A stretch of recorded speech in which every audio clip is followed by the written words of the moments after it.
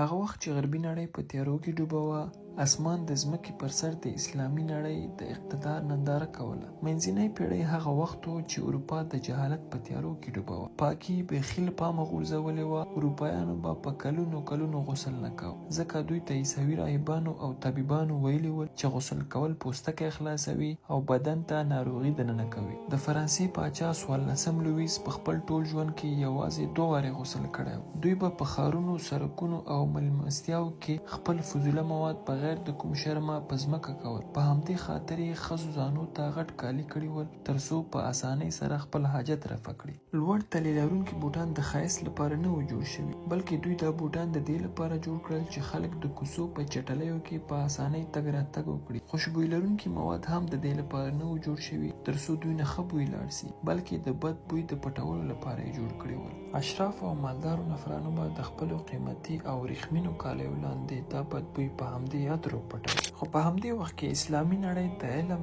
طب او فلسفې په ډګر کې یو زرین دور تجربه کاوه. د بغداد په زړه کې مسلمان عالمانو په نویو علمونو کې انقلابي پرمختګونه وکړل. الخوارزمي د الجبر بنسټ کېښود.